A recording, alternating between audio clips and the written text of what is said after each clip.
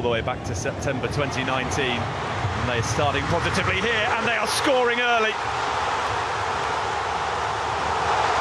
And it is the inspiration. Salut la famille, c'est le moment que tout le continent attend, la Coupe d'Afrique des Nations.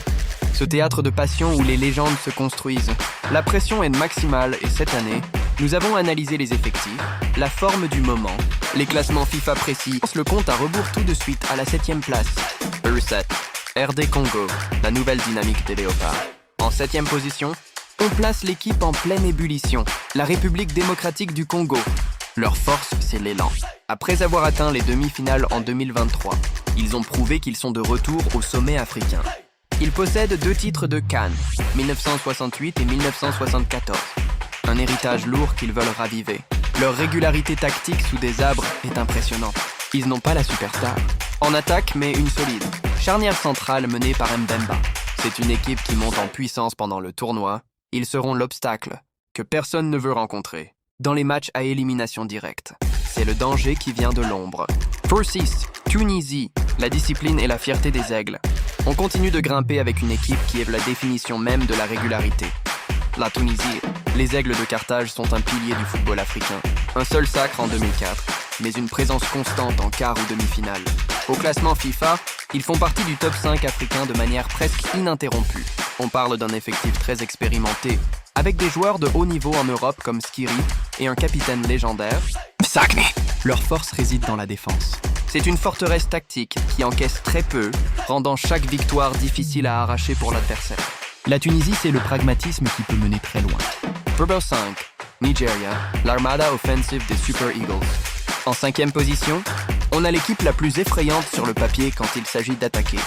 Le Nigeria. Les Super Eagles sont synonymes de puissance et de vitesse. Ils ont 3 titres de CAN. Ili et TN sur le podium en 2023. Leur force, c'est l'individu. Victor Osimhen, ballon d'or africain, a des statistiques de buts monstrueuses sur le continent. C'est simple, ils peuvent marquer contre n'importe qui. La question pour le Nigeria, c'est la coordination défensive et le travail du coach. S'ils trouvent l'équilibre entre leur attaque de feu et une défense solide, ce top 5 est trop bas pour eux. Et 4, Algérie, l'orgueil et la vengeance des Fennecs.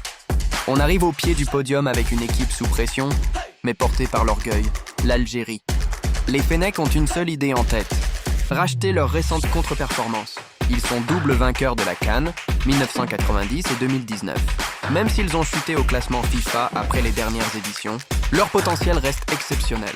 Un mélange d'anciens cadres, symbole de la victoire de 2019, et de jeunes affamés comme Amoura et Benasser. Le nouveau coach doit juste canaliser cette énergie, le mental, si l'Algérie retrouve l'unité et la confiance qui les a. Menés au titre en 2019, ils sont capables de battre n'importe qui sur un match. La qualification en poule sera une formalité, la suite sera explosive. Stop, on a vu les outsiders dangereux. Là, on passe au top 3, la zone rouge, les prétendants légitimes au titre. L'intensité monte d'un cran. Mais avant de vous donner le podium et surtout le numéro 1, si cette analyse vous plaît et que vous voulez rien rater de la CAN, explosez-moi ce bouton d'abonnement maintenant. C'est le moment de nous rejoindre. Mettez un gros pouce bleu, ça nous aide énormément. C'est fait? Merci. Continuons l'ascension. E3, Sénégal, l'expérience des champions en titre. En 3e place, je place les détenteurs du trophée, ou très récents champions, le Sénégal. Les Lions de la Teranga ne sont plus des éternels perdants, ils sont des vainqueurs. Un titre de CAN 2021 qui a brisé la malédiction. Ils sont une force constante dans le top 3 africain au classement. FIFA, c'est leur plus grande force. Un effectif complet à tous les niveaux. Un gardien de classe mondiale, Mendy. Une défense de fer, Koulibaly. Et le talent de Mané et Sarr devant. L'expérience d'avoir déjà soulevé le trophée, ça ne s'achète pas. Ils savent gérer la pression du statut.